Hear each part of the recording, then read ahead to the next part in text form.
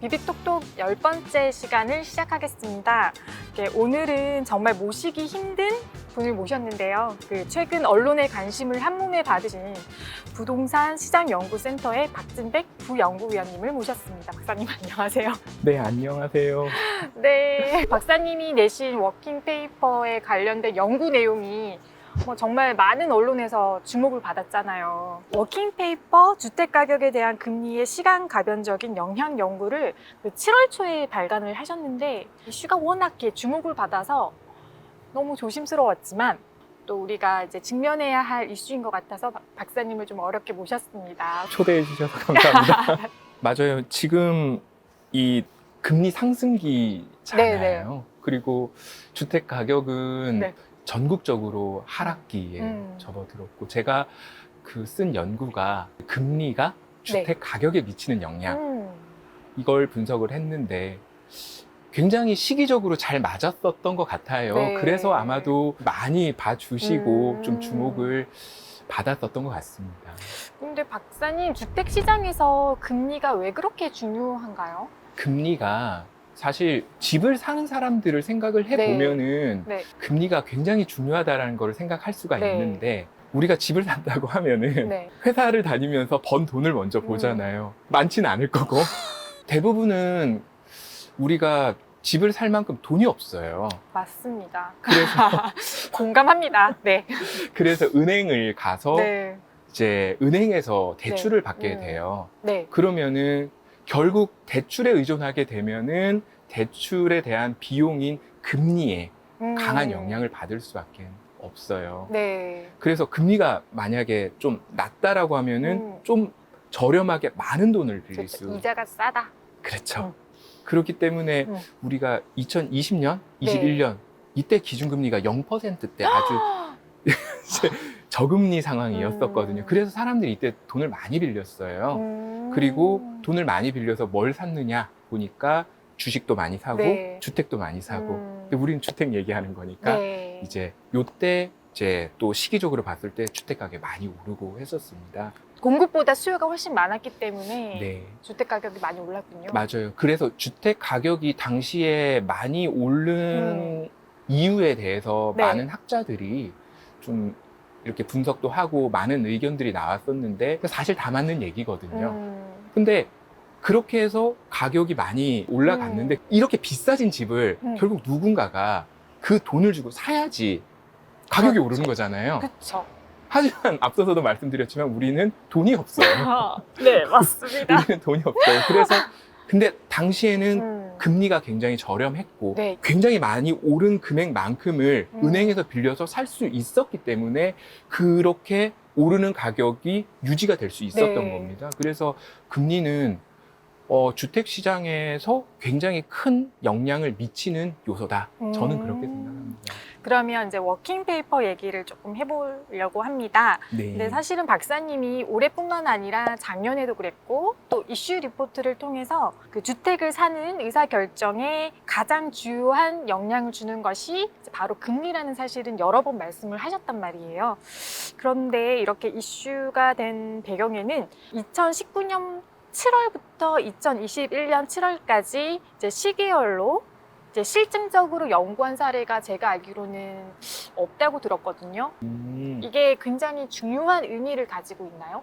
그렇죠. 사실 이전 정부에서 네. 주택 가격이 굉장히 많이 올랐고 네. 그 원인에 대해서 사람들마다 진단하는 것들이 굉장히 달랐었어요. 네네. 우리가 가진 돈으로 살 수 없을 만큼 더 많이 오른 그 집들을 계속 사람들이 추격해가면서 샀어요. 네네. 그 원인이 대체 무엇일까? 거기서부터 질문이 시작이 됐었습니다. 네네네. 결국에는 5억 하던 집이 10억이 되고 10억 하던 집이 가령 15억이 되고 하면은 그 많은 돈들을 결국에는 지불을 해야 되는 거잖아요. 네. 그래서 그 지불할 수 있는 돈을 대출을 통해서 마련을 할 수 있었고, 특히나 그 환경적으로 봤었을 때 2019년 7월이 기준금리를 인하했었던 시점이에요. 네. 기준금리가 인하되면서부터 사람들이 대출을 받기 더 좋아지는 환경이 된 겁니다. 그래서 그 시기 이전과 이후로 나눠서 분석을 해본 결과에서는 그 이전과 굉장히 다르게 그 이후에는 주택 가격에 금리의 영향력이 그 기여도가 굉장히 커졌다라는 걸 발견을 했었던 거죠. 연구 결과 금리가 상승하면 그러니까 1년 또는 15개월 이후 집값 하락에 영향을 준다고 말씀하셨어요. 이제 뭐 12에서 15개월 정도의 시차가 이렇게 발생하는 네. 거에 대해서 사실 많은 사람들이 질문을 했었습니다. 근데 요거를 먼저 생각하기 위해서 먼저 앞서서 좀 봐야 될 게 잠재 수요. 잠재 수요를 먼저 좀 집은 사고 싶은데 못 사는 사람, 또는 맞아요. 집을 살려고 하는데 기다리는 사람이라고 생각하면 될까요? 그렇죠. 네. 대다수의 사람들은 주거 상향의 꿈을 가지고 있어요. 월세 사는 사람들은 전세 살고 싶고 전세 사는 사람들은 내 집 마련. 이렇게 잠재적으로 수요를 하려고 하는 사람들은 존재를 하지만은 주머니 사정이 썩 좋지는 않으니까. 그런데 금리가 인하가 되면서는 이제 실제로 네. 제가 분석한 결과에서는 이제 실제 수요로 전환되는 속도가 굉장히 빠르다라는 이자가 싸니까. 맞아요. 이제 금리가 이제 인상이 되는 요 시기는 반대로 주택 가격이 다소 지금과 같이 떨어지는 상황일 수 있어요. 원래 그러한 추세는 늘 있어 왔나요? 늘 그렇죠. 네. 우리가 뭐 장기적인 어떤 네네. 기존의 많은 연구들을 보면 네. 요 관계는 아주 뚜렷하게 아. 확인이 됩니다.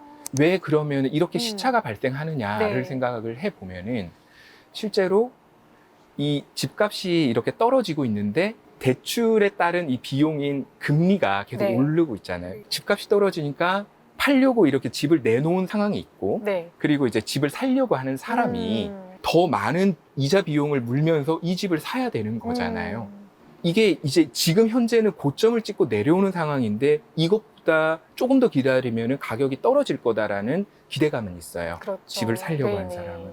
그렇기 때문에 팔려고 하는 사람과 살려고 하는 사람이 이 상황이 잘 만나기가 어려워요. 근데 아주 드물게 한 건씩 발생하는 거죠. 네. 지금 굉장히 거래 절벽이라는 이야기가 있습니다. 네. 근데 이렇게 거래가 이루어지는 것이 한 건, 두 건이 아니라 시장을 움직일 만큼 거래가 있으려면은 생각보다 이제 많은 양이 필요해요. 그리고 시차가 그래서 발생하는 거라고 생각을 합니다. 정말 부동산 시장은 함부로 얘기할 수도 없고 우리가 다 예측을 할 수 없지만 박사님은 부동산 시장은 이제 앞으로 어떻게 우리가 기대를 해야 할까요? 저는 이제 금리를 네. 연구를 하는 사람이니까 네. 이제 금리의 관점에서 좀 얘기를 해야 될 것 같아요. 기준금리 정책은 기본적으로 물가를 목표로 해서 이루어지는 정책이에요. 네.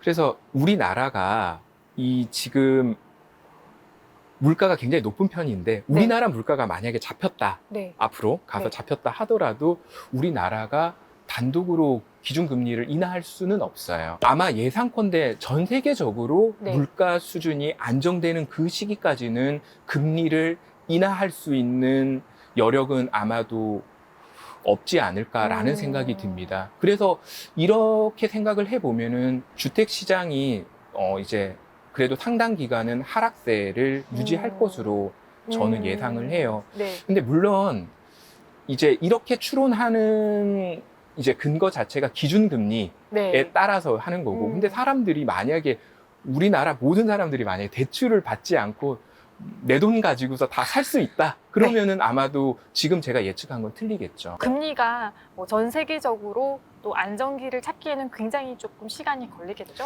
FOMC에서 이렇게 예상하는 바에 따르면은 한 2024년경부터 해서 이제 미국의 금리는 낮춰질 걸로 예상이 돼요. 네. 근데 우리나라 역시 이를 무시하고 네. 독자적으로 가기는 어렵습니다. 그렇기 때문에 아마도 상당 기간은 네. 이제 금리의 영향에서 자유로울 이제 수 없다. 자유로울 수는 없다. 라고 알겠습니다.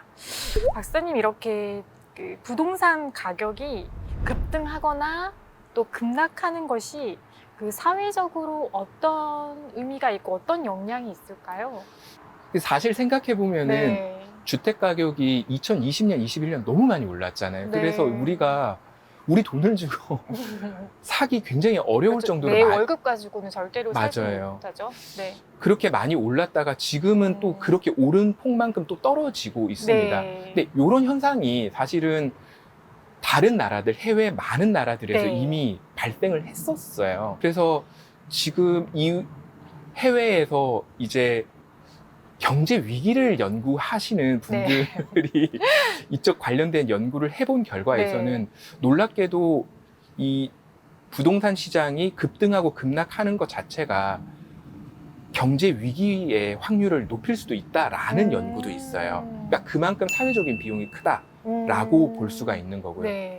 물론 우리나라가 그럴 거다라고 얘기하는 건 아닙니다. 네.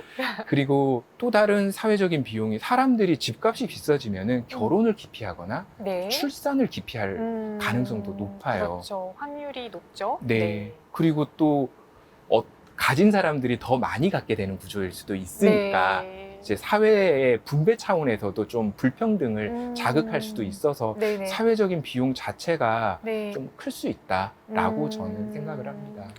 그러면 박사님, 그러면 마지막으로 박사님은 부동산 가격이 어떻게 되었으면 좋겠습니까?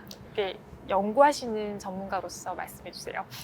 앞서서 말씀드렸다시피 네. 급등 급락하는 거는 안 된다라고 생각을 합니다. 정부가 어떤 정책을 펼칠 때 있어서 너무나 주택 가격을 이렇게 부양한다던가 또 떨어뜨린다던가 그런 형태로 가서는 안 된다고 생각을 해요. 네. 그래서 굉장히 안정적인 그런 그런 형태로 가는 것이 바람직하다라고 생각을 하고 네. 이게 첫 번째고 어떤 부동산 가격, 주택 가격 입장에서 봤었을 때는 우리가 지불 가능한 수준이어야 돼요.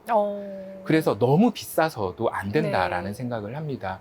우리가 영끌을 해서 연구 좀 이렇게 많죠. 네. 집을 산다던가 그렇게 하는 거는 바람직하지가 않다라는 음. 생각이 듭니다. 사회적으로 주어지는 우리가 막대한 어떤 자본이 부동산 시장에 너무 많이 몰려 네. 들어가게 되면은 어쩌면은 실물 경제에 사용돼야 될 돈이 부동산 시장에 다 몰려 들어가게 네. 되는 구조일 수 있어요. 그래서 저는 자산 가격, 이렇게 특히나 부동산 가격은 지불 가능한 수준에서 네. 이렇게 형성이 될 필요가 또 있다라고. 주거 사다리가 형성될 수 있는 그렇죠. 수준으로. 네, 네. 맞습니다. 공감합니다. 네. 또 오늘 이렇게 좋은 연구 결과로 나와주셔서 감사하고요. 또 앞으로도 좋은 연구 기대하겠습니다, 박사님. 네, 네. 감사합니다. 감사합니다. 여러분 감사합니다.